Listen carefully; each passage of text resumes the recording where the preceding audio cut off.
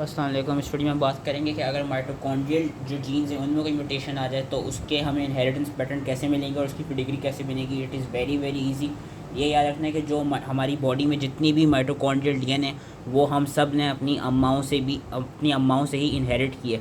वो क्यों किए? वो इसलिए किए क्योंकि जब फर्टिलाइजेशन हो रही होती है, जब स्पर्म और एग के दरमियान फर्टिलाइजेशन होती है, तो होता क्या है कि जो ओवम होता है, जो एग होता है, उसके पास तो जो माइटोकॉन्ड्रिया होता है वो उसके साइटोप्लाज्म में प्रेजेंट होता है। लेकिन जो स्पर्म होता है, हमें पता है कि स्पर्म का mitochondria is present in its tail piece. And during fertilization sperm क्या करता है? स्पर्म सिर्फ अपना न्यूक्लियस देता है जिसकी वजह से फर्टिलाइजेशन होती है।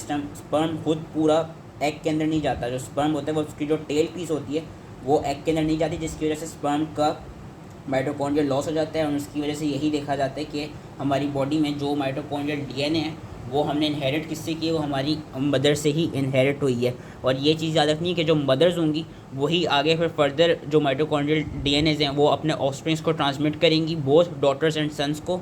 और आगे जाके sons can not transmit the mitochondrial DNA, क्योंकि अगेन जो मैंने प्रोसेस बताया, सन्स के पास वो एबिलिटी नहीं है। जो मदर्स की फर्दर डॉटर्स ही होंगी वही आगे जाके ट्रांसमिट कर रही होंगी डिजीज़ को।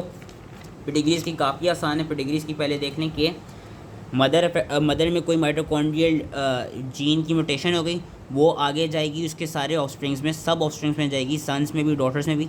सन्स जो होंगे वो आगे अपने क्या कहते हैं, आगे उसको फर्दर पास ऑन नहीं कर सकते। लेकिन जो भी डॉटर्स होंगी वो सारे आगे फर्दर जितने भी ऑफस्प्रिंग्स होंगे उन सब में वो माइटोकॉन्ड्रियल जीन्स को पास ऑन करेंगी, माइटोकॉन्ड्रियल डीएनए म्यूटेशन को पास ऑन करेंगी। तो इसकी पेडिग्री बहुत आसान है। इसकी पेडिग्री बिल्कुल इस तरह बनती है।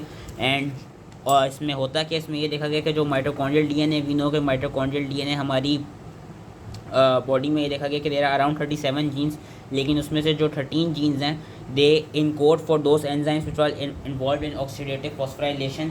तो ऑब्वियसली अगर इन जीन्स में कोई म्यूटेशन हो जाए तो वो ऑर्गन्स जो कि ऑक्सीडेटिव फॉस्फोराइलेशन पे काफ़ी डिपेंडेंट हैं, like cardiac muscles, like your brain, your skeletal muscles, your liver cells, your kidneys के सेल्स एंड टिश्यूज़, तो उन ऑर्गन्स पे डिलीटीरियस इफेक्ट्स आ जाते हैं जब माइटोकॉन्ड्रियल डीएनए में म्यूटेशन आ जाए। और ये देखा गया कि जो माइटोकॉन्ड्रियल डीएनए की म्यूटेशन है ना, वो काफ़ी वेरिएबल होती है। मतलब इनहेरिट तो हो गई, लेकिन ड्यूरिंग सेल डिवीजन होगा क्या कि अगर किसी सेल के पास जब उसका माइटोसिस चल रहा होगा, अगर किसी सेल में नॉर्मल डीएनए और वो म्यूटेटेड डीएनए है भी, तो वो बिल्कुल वेरिएबली ही अपनी डॉटर सेल्स को पास ऑन करेगा। कि during cell division mitochondria and their content DNA are randomly distributed to the daughter sales.